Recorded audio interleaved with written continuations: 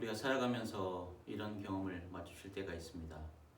산에 올라가는데 숨이 턱 막히는 때, 배낭은 무겁고 다리는 풀리고 주저앉고 싶은 그런 경험 있지요. 그런데 어느 순간 산등성이를 돌아서는데 시원한 바람이 붑니다. 참 신기하죠.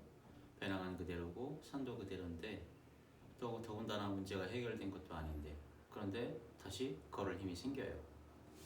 오늘 사도 베드로가 말하는 복음이 바로 이것입니다. 다시 숨쉬게 되는 것, 한숨 돌리는 거죠. 사도행전 3장 19절 말씀입니다. 그러므로 너희가 회개하고 돌이켜 너희 죄 없이 함을 받으라. 이같이 하면 새롭게 되는 날이 주 앞으로부터 이를 것이요. 사도행전 2장을 보게 되면 성령이 강림하시죠. 사도 베드로가 오순절 설교를 합니다. 3장 초입에 들어가게 되면 안진뱅이를 만나고 안진뱅이가 일어서죠. 사람들이 몰려와요. 그때 사도 베드로는 다시 설교를 시작합니다. 근데 흥미로운 점이 한 가지가 있어요.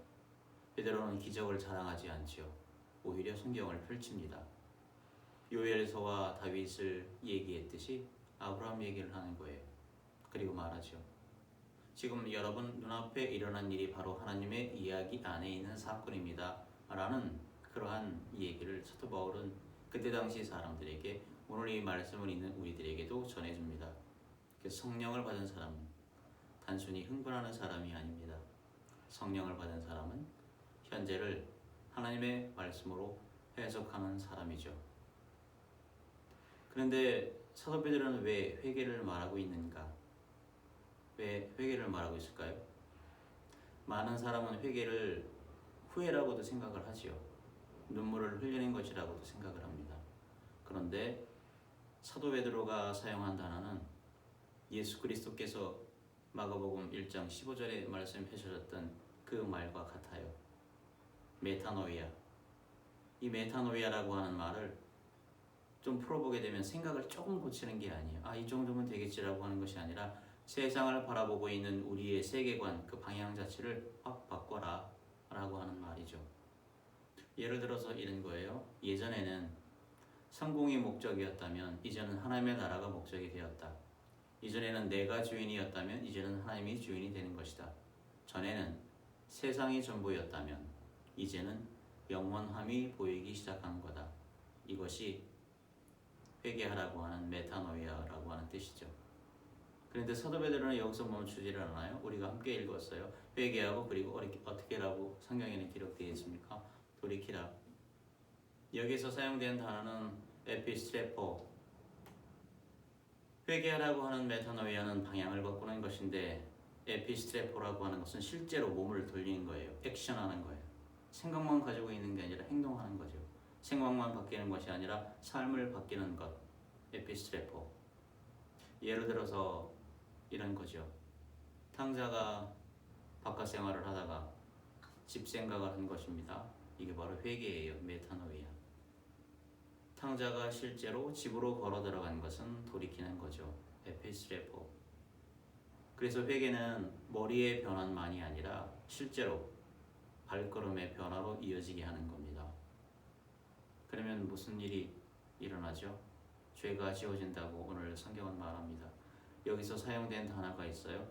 엑살레이포.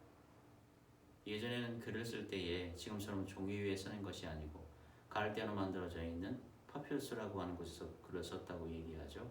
그 위에 잉크를 써요. 잉크를 써도 이 파피루스가 그 쓴 글씨를 먹지를 않아요. 위에 걸쳐져 있어요. 표면에만 남아있다고 알려져 있죠. 그래서 물을 묻혀서 닦으면 그 흔적이 사라진다. 사도 베드로가 말하는 거죠. 하나님은 죄를 덮어주시는 분이 아니다. 지워보시는 분이다. 하나님은 씻어주시는 분이다. 죄가 사했다고 하는 말은 이렇게 우리의 그 죄가 지워진다고 하는 것 다시 한번 기억하는 우리가 되기를 원합니다. 그런데 여기서 끝나지 않죠? 사실 오늘 본문의 결정은 죄 사함이 아니에요. 그 다음이죠. 새롭게 되는 날이 주 앞으로부터 이를 것이다. 여기서 새롭게 된다고 하는 그 말은 아나푸시크시스라고 하는 말이 좀 어려워요. 우리가 보통 심리학을 뭐라고 얘기하죠? 사이콜로지라고 얘기해요. 앞에 있는 심리라고 하는 말은 사실 영혼이라고 하는 말이죠. 숨하고 연결되어 있습니다. 호흡하고 연결되어 있어요. 우리가 조금 좀 이상한 말로 저 사람 좀 사이코 같아 라고 얘기하는 부분이 원래는 푸시케라고 하는 헬라어. 근데 이걸 다시 한 번이라고 하는 말을 붙여서 아나푸시크시스라고 하는 말을 사도 베드로가 신약 성경에서 처음이자 마지막으로 쓰는 단어가 바로 이 단어죠. 뜻은 다시 숨쉬게 된다. 다시 숨쉬게 된다. 마치 사막에서 오아시스를 만난 사람처럼 탈진했다가 시원한 공기를 들이마신 사람처럼 숨을 돌리는 사람, 그 모습 바로 이 얘기하고 있는 사도 베드로죠. 하나님은 답답해 있던 그때 당시 로마 제국의 또한 유대적인 상황 가운데에서 새롭게 유대교에서 나왔다고 알려져 있는 이 그리스도를 따르는 이 모임에 대해서 사람들이 압박을 할 때 답답한 상황 가운데 있을 때에 하나님께서는 다시금 여러분을 숨을 돌리게 하십니다 라고 하는 말을 사용하고 있죠. 그런데 과연 이것이 어디서 오는가? 그게 바로 중요해요. 이 리프레시아라고 하는 말, 새롭게 된다고 하는 말, 한숨 돌린다고 하는 것은 과연 어디서 나올까? 사도 베드로는 요즘처럼 교회 프로그램으로부터 온다고 말하지 않고 있죠. 또한 이 시대의 성공으로부터라고도 말하고 있지 않아요. 문제가 해결되어서라고도 말하지 않아요. 주님의 얼굴부터라고 말하고 있는 이 말을 기억하는 저와 여러분이 되기를 원합니다. 주의 얼굴, 하나님의 임재를 새로운 방식으로 만나는 우리가 되기를 원합니다. 사람들은 물어요. 아니 그러면 주님의 얼굴을 어떻게 만날까요? 성경을 읽어보게 되면 모세는 주의 얼굴을 구했어요. 다윗도 주의 얼굴을 구했어요. 그런데 하나님의 얼굴을 본다고 하는 것은 뭘까요? 하나님을 눈으로 보는 것은 아닐 거예요. 하나님이 실제가 된다고 하는 것을 우리가 몸소 인식하는 거죠. 개념이 현실로 되는 것. 빡빡하고 딱딱한 교리가 생명이 되는 것. 흘러가는 것. 여기서 한번 예화를 들어보죠. 메타노이아와 주님의 얼굴이라고 하는 것을 어느 두 사람이 각각 어느 한 사람은 어느 산을 올라가는데 그 산이 예전과 달리 어떻게 변했는지 지도를 수정하러 올라가는 그런 사람이 있고 또 어떤 사람은 예전처럼 그냥 산이 좋아서 산을 보러 가는 사람이 두 사람이 있다고 얘기를 하게 되면 이거를 회개라고 하는 메타노이아와 주님의 얼굴이라고 하는 두 부분으로 구분해서 한번 바라보는 일이죠. 지도를 수정하는 사람과 산을 보는 사람. 메타노이아는 내가 세상을 보는 방식이 바뀌었다고 하는 거예요. 세계관의 변화. 지도를 수정하는 사람. 주의 얼굴이라고 하는 것은 하나님의 실제로 계심을 깨닫는 사람. 인식의 변화를 느꼈던 사람. 오늘은 산에 올라가니 지난번과 다르게 또 다른 느낌을 나한테 주네. 이렇게 산을 마주보는 사람. 그래서 메타노이아는 지도를 수정하는 사람. 또한 주의 얼굴을 본다고 하는 것은 풍광을 바라보는 사람. 메타노이아는 길을 찾는 사람이라면 주의 얼굴은 산에 올라가서 동행자를 만나는 그런 사람으로 나누어서 비유로 설명해 볼 수도 있을 겁니다. 오늘 우리는 정말 순위 가쁜 시대를 살아가고 있죠. 정보가 넘쳐요. 돈도 많아졌어요. 기술은 발전했어요. 그런데 사람들은 지쳐있죠. 여러분들은 지쳐있지 않습니까? 관계는 끊어지고 희망은 줄어들고 미래는 불안하고 교회 안에서도 이런 필요가 있을까요? 없을까요? 네, 있습니다. 신앙생활을 하지만 어딘가 숨이 콱 막혀있는 것. 사도 베드로는 바로 이런 시대를 향해서 말하고 있는 것 같아요. 다시 숨을 내쉬어라. 다시 숨을 내쉬어라. 그래서 우리는 사도행전 3장 19절을 읽어보면서 사도 베드로를 다시 보게도 돼요. 조금 더 뭐라고 얘기할까? 사도 바울은 의롭다함을 강조하는 그러한 사도고 사도 요한은 사랑과 생명을 강조하는 사도인데 그렇다고 하게 되면 사도 베드로는 무엇을 강조했나? 신앙생활하면서 무엇을 강조했나? 저는 사도 베드로를 회복과 순례의 신학자로도 부르고 있어요. 왜냐하면 그는 실패한 사람이기 때문이죠. 마치 저를 보는 것 같아서 어느 때부턴가 사도 베드로에 대한 마음이 조금씩 가기 시작을 했지요. 사도 베드로는 예수님을 부인했어요. 무너졌어요. 그러나 다시 일어났죠. 그래서 사도 베드로의 복음은 완벽한 사람의 복음이 아니죠. 사도 베드로의 복음은 회복된 사람의 복음이라고 읽혀지기도 합니다. 그래서 베드로전서 1장을 또 읽게 됩니다. 그 베드로전서 1장의 핵심 단어는 소망의 산소망, 엘피스 조사라고 하는 헬라어로 쓰고 있어요. 이걸 읽으면서 갑자기 여호수아서에 있는 라합이 떠올라요. 라합도 소망이 있었어요. 히브리어는 이 소망이라고 하는 건 줄로 표현합니다. 특히 붉은 줄을 성벽에 내렸죠. 흥미롭게도 이 줄이라고 하는 티크바는 원래 줄이라고 하는 뜻인데 생명줄이에요. 라합은 붉은 줄에 자신을 연결했어요. 그럼에도 불구하고 베드로는 또한 부활하신 그리스도께 자신을 연결하라고 얘기하고 있죠. 둘 다 무너지는 세상 속에서 생명의 줄을 붙들고 있는 거예요. 그런데 오늘의 말씀 결론에 다가가려고 하는데 이런 강한 의무를 떨쳐버릴 수가 없어요. 회개해 돌이켜서 죄의 씻음을 받았다고 기록되어 있는데 주의 얼굴, 그 현존을 기다리지 못해서 답답해하는 형국에 우리가 발생한다고 하는 거예요. 기다리지 못하고 어떤 일이 벌어져요? 다시 삐끗하죠. 마치 아브라함처럼 이삭을 주시겠다고 얘기했는데 기다리지 못하고 어떻게 해요? 이스마엘이라고 하는 그러한 또 다른 아들이 생겨나는 일들이 벌어져서 지금 벌어지고 있는 중동의 문제도 이쪽부터 시작하지 않았을까라고 하는 생각이 듭니다. 기다리지 못한 사람, 믿음의 사람이기도 하지만 신뢰 안으로 더욱더 적극적으로 들어가지 못했던 어떤 한 인간. 그래서 요즘 우리는 신앙생활 할 때도 이 안으로 들어왔는데 주님의 얼굴을 볼 수가 없어요. 주님이 말하지 않고 있다고 하는 것 때문에 답답해요. 성경을 읽으면서 말씀과 기도로 거룩해진다고도 하는데 새롭게 되는 날이 도대체 언제일까? 어떻게 견딜까? 여러분들은 어떠세요? 사도행전 3장 19절을 다시 한번 읽어볼까요? 회개하라, 돌이키라, 죄가 지워질 것이다. 그리고 주의 얼굴로부터, 임재로부터 새롭게 되는 때가 올 것이다. 그런데 사도 베드로는 어떤 말을 하냐면 마지막 문장, 그 한 가지를 강조하고 있음을 우리는 잊지 말아야 됩니다. 때라고 하는 말, 새롭게 된다고 하는 것에 현혹되지 말고 때라고 하는 말을 더욱더 집중해서 보는 우리가 되어야 할 것입니다. 우리는 보통 시계를 보고 시간을 말하죠. 언제 만나? 언제 만나? 언제? 그때 회개할 때도 있었어요. 그리고 돌이키기도 했고 용서를 받았다고도 하는데 그런데 아직 모든 것이 바뀌지 않았는데 과연 그 때가 언제일까? 그 시기가 어딜까? 여전히 기도는 응답이 더디고 여전히 관계는 회복해야 되는데 그것도 기다리고 있는데 여전히 나라고 하는 사람도 완성을 기다리고 있죠.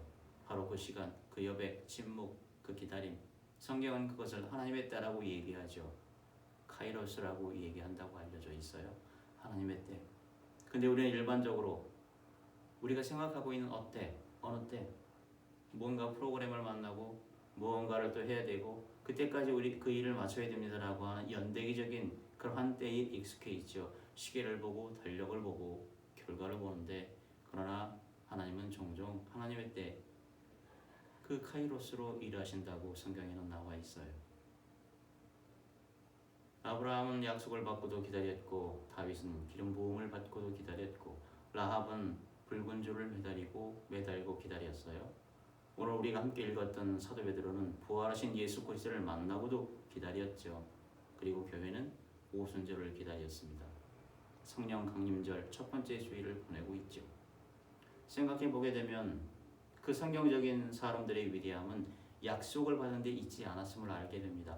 기다릴 줄 알고 있었던 그들의 믿음을, 그들의 기다림을 다시 한번 기억하고 그들의 신앙을 다시 한번 기억하면서 우리도 주님의 그 약속과 하나님의 때 사이를 살아가고 있다고 하는 것 기억하길 원합니다. 그래서 기다림이 필요하죠. 인내가 필요하죠. 라합은 붉은 줄을 매달고 살았어요. 그 줄의 이름은 디크바였죠. 소망이었어요. 사도 베드로는 그것을 엘피스라고 불렀어요. 희망, 소망. 거기에 살아있는 소망, 엘피스 조사라고 하는 헬라, 그거를 베드로전서 1장 초입에 쓰고 있습니다. 둘 다 같은 거지요. 아직 도착하지 않았지만 이미 연결되어 있다고 하는 것, 아직 완성되진 않았지만 이미 생명줄에 묶여 있다고 하는 것. 그래서 성도 여러분, 우리는 조급한 사람이 되면 안 됩니다. 기다릴 줄 아는 사람, 여유 있는 사람, 호흡을 길게 가는 사람, 호흡이 급해질 때 잠시 모든 생각을 내려놓고 예수 그리스도의 이름을 부르는 그러한 사람들이죠. 기다리는 사람, 포기한 사람이 아닙니다. 붙들고 있는 사람이죠. 보이지 않아도 방향을 잃지 않고 있는 우리 그리스도인들. 그래서 오늘 우리에게 필요한 것은 그 기다리는 그것이 더 큰 능력이 아닌지 모르겠습니다. 그러나 어쩌면 그보다 더 필요한 것, 하나님의 때를 신뢰하고 인내하는 것. 메타노이아라고 하는 것은 우리의 생각 방향을 바꾸는 거고, 에피스트레포라고 하는 것은 실제적으로 생각만 하는 것이라 돌아서는 거고, 아나푸시크시스라고 하는 말은 다시 숨쉬게 한다고 하는 거지요. 그리고 그 모든 것 사이에 하나님의 때 카이로스를 기다리는 믿음이 있습니다. 저는 오늘도 기다립니다. 여러분도 기다리고 계실 겁니다. 교회도 기다리고 있습니다. 그러나 그 기다림은 비어있는 텅 빈 기다림이 아닙니다. 부활하신 주님께 연결되어 있는 기다림이죠. 생명의 줄에 묶인 기다림입니다. 언젠가 돌아보면 될 것입니다. 우리가 하나님의 역사를 경험하는 것은 응답의 날 때문이 아니라 기다림의 날 때문인 것을 믿는 우리가 되기를 원합니다. 그래서 믿음 위에 서서, 진리 위에 서서 하나님의 때를 앞당기는 능력이 아니라 하나님의 때를 그 결리는 신뢰, 그 품 안으로 들어가는 은혜가 있어야 될 줄로 믿습니다. 오늘도 우리는 주님의 얼굴로부터 오는 생명의 바람을 기다리고 있지요. 그리고 그 바람이 불 때까지 산소망을 품고 뚜벅뚜벅 걸어갑니다. 그것이 순례자의 길이고 그것이 사도 베드로가 걸었던 길입니다. 그것이 오늘 우리에게 주어진 길임을 믿고 신뢰 가운데에서 분명히 주님께서는 이루어 주신다고 하는 그러한 믿음을 갖고 시작하신 이도 주님이시고 마무리하시는 그러한 분도 주님이라고 하는 걸 믿고 우리의 믿음의 시초를 기억하고 또벅또벅 걸어나갈 때에 언젠가 드디어 그 기다림 가운데서 주님의 얼굴을 보고 더욱더 지금과는 달리 한숨 돌리고 새롭게 되는 그 놀라운 일이 있음을 믿고 나아가는 저와 여러분이 되길 주님의 이름으로 축원을 드립니다. 고마우신 하나님 아버지 감사합니다. 우리가 신앙생활을 하면서 믿음은 있고 또한 사랑도 있는 것 같은데 그 사이에 있는 산소망 언제까지 기다려야 될까? 거기에 우리는 때로는 넘어지고 무너져서 우리의 신앙이 주님을 향하는 그런 마음이 무너질 때가 있습니다. 그때마다 사도 베드로가 얘기하고 있는 주님을 기다리는 그러한 인내를 저희들에게 허락하여 주시옵소서. 포기하지 않고 이미 그 생명과 사랑과 빛으로 연결되어 있다고 하는 것, 그것이 바로 십자가와 더불어서 부활, 거룩하게 살아가는 그러한 성도들의 삶을 다시 한번 기억하고 주님의 이름을 부르면서 뚜벅뚜벅 표대를 향하여 전진해 나가면서 부활의 소망, 그 거룩한 순례자의 길을 가는 우리가 되도록 이끌어 주시옵소서. 이 모든 말씀 주 예수 그리스도의 이름으로 기도 올리옵나이다.